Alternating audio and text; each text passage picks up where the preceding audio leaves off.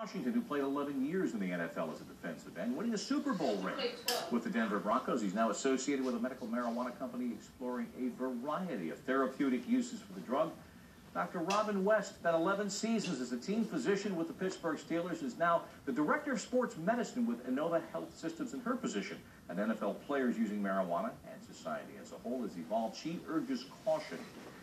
Andrew Brandt, you know, is our NFL business analyst, former front office executive and player agent. Good to have you all here. Marvin, you played the game. You just heard Nate Jackson say, football's the danger here, not marijuana. What do you say to that? Well, I can agree with that. And the thing that I have with the stuff that Mark Brunell is saying is nobody is in favor of letting kids smoke recreational marijuana. And to me, there's two sides of it. There's the recreational side, which is the THC side, and then there's the CBD side, which is the medical side. And my part and my company, we're on the medical side. And as it relates to football, is we have a license from the NIH, the federal government, to develop cannabinol CBD. It's not psychotropic, and it doesn't get you high. And we've developed it as an antioxidant or neuroprotectant for the brain, which to me it relates to the NFL industrial disease, which is CTE and head injury. How much pain is in the game? How much pain is in this game that has to be medicated, and how much did you observe being medicated in your playing days by guys smoking? Not a lot of guys smoking it, because I don't smoke and I didn't hang out in that crowd. But I think the issue with the NFL is opiates. It's the painkillers and the anti-inflammatory that our guys are taking 7 days a week. And it's hard to get through a season without taking those opiates, and that leads to addiction. I've never seen a guy leave the game and have a marijuana addiction problem. Yeah. Dr. West, what is your sense of pot's place in the game? You heard a lot of discussion in our piece about the estimates of 50% of guys consuming to manage their pain. Well, I think that the main concern is that CBD is the percentage is very different, you know, depending on the marijuana plant that it's being extracted from. So the THC level can vary between 3.5% and 20%. And so that CBD may have a medicinal purpose, but the THC level is that psychotropic drug. And so that's the concern.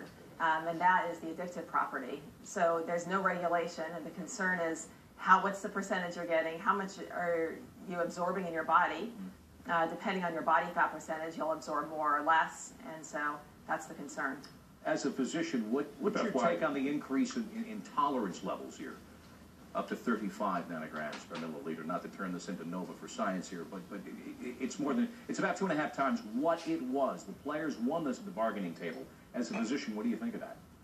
Well, interestingly, so that 5 nanograms per milliliter is the legal limit in Washington State to drive, and they've looked at testing at that, and they've compared that 5 nanograms per milliliter to 0.08 alcohol percentage. So, you know, you're increasing that to 7 times that 5 nanogram level. So that is concerning. It's going to increase your heart rate. It's going to decrease your stroke volume, decrease your reaction time. And here you are as a professional athlete trying to play, and this is decreasing your performance. Andrew, I want to take you back. Let's go back, if we could, to Super Bowl weekend. This is Roger Goodell at the State of the League press conference. This is several months, at least several months, before the new drug agreement was negotiated. But Goodell at that point was explaining the league's reasoning about marijuana as the trend of greater legalization, decriminalization, medical use was going across the country. It is still an illegal substance on a national basis. It is something that's part of our collective bargaining agreement with our players. It is questionable with respect to the positive impact, but there is certainly some very strong evidence to the negative impacts, including addiction and other issues. So we'll continue to follow the medicine. Our experts right now are not indicating that we should change our policy in any way. We are not actively considering that at this point in time. But if it does down the road sometime, that's something we would never take off the table if it can benefit our players at the end of the day. So I don't see any change in the near future. So I don't know how you would define changing the policy, Andrew, but going more than doubling the tolerance certainly is in the ballpark of that. How has League Think evolved on this? It's interesting, Bob. You know, we've talked a lot on these shows about the problems with the NFL and the NFLPA really not getting anything done since the 2011 CBA, and we know how hard that was to get done. But the one thing they did get done was the new drug revisions last year, or actually this year. And I think a big part of that was the HGH. That was always #1 priority for the NFL. They got it. After announcing it 3 years ago, they have HGH testing in the NFL. And to do so, in any negotiation, you have to give somewhere. And they gave on marijuana. And they wanted to address this big concern that the union had, as we talked about, this secondhand smoke concern. But listen, as was stated in the piece, having been a front office executive, we knew this.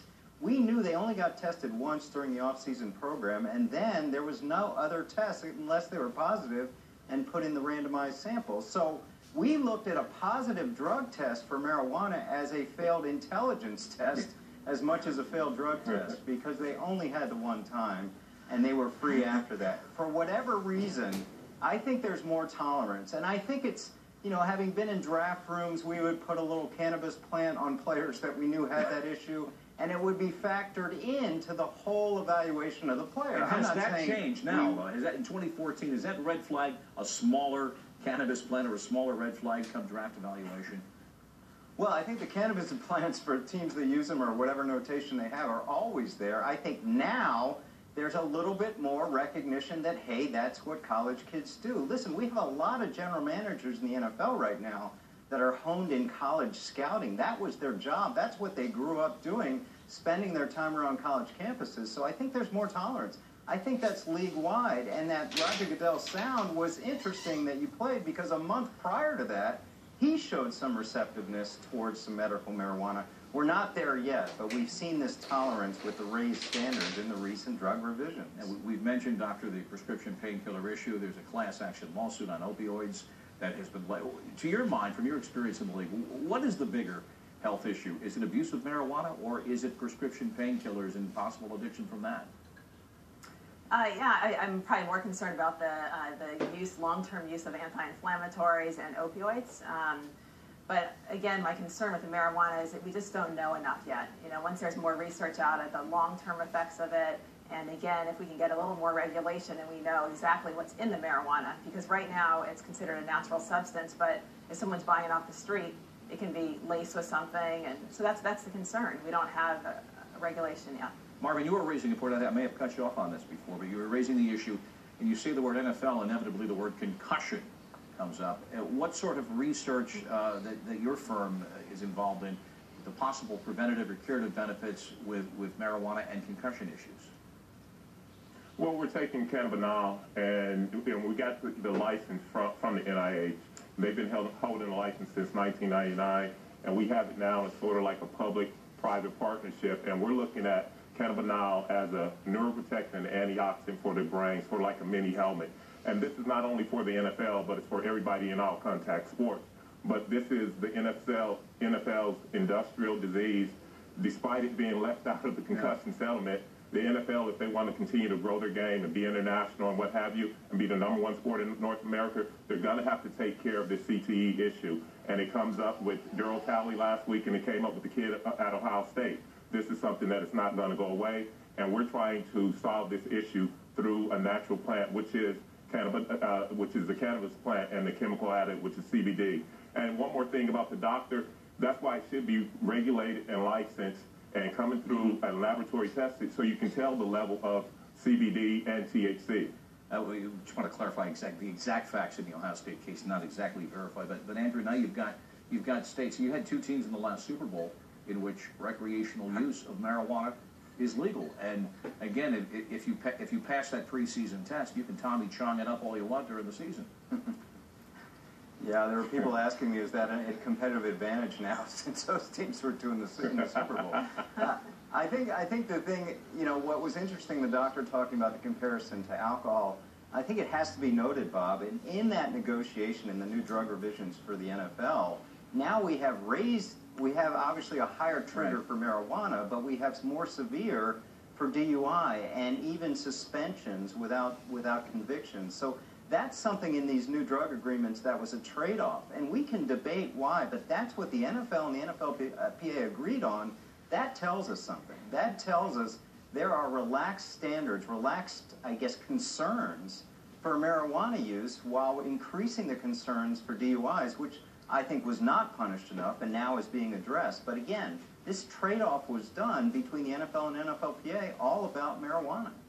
Dr. West, what has most affected your thinking on this issue in the last 5, 10 years? You know, I think that as it's evolved and it's become much more of a broad topic, I used to think that it was less harmful. And as I've done more research and looking at the risk of addiction is about a 9% risk of addiction with marijuana use, and then, you know, supporting at a higher level, again, you start getting kids involved earlier and brain development starts becoming involved. So I'm just more concerned, again, that regulation is my main issue. We've got all these drugs, we prescribe these opioids, but we know what we're prescribing. And that here we are now, again, with marijuana, not knowing exactly what's in it and what's being served to the community. Marvin, what sort of conversations have you had with the league, if any, about this? None as of yet. And I've listened to Roger Goodell, and he said they're going to follow their medical board. And we're still in our infancy with our testing, but as our testing evolves, we're definitely going to approach the NFL because they're saying they're following the science. We want them to lead the science on this because the NFL moves the needle, just like they're doing with the domestic violence issue today.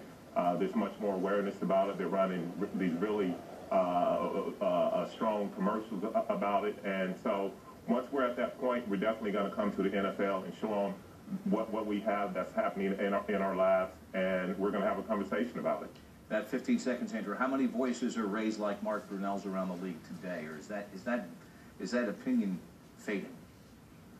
I think there's that concern, but it's not fading, but it's being a bit overwhelmed by more people that are accepting tolerance and maybe even a medical marijuana as we move towards pain management. So it's coming, but it's just a question of when.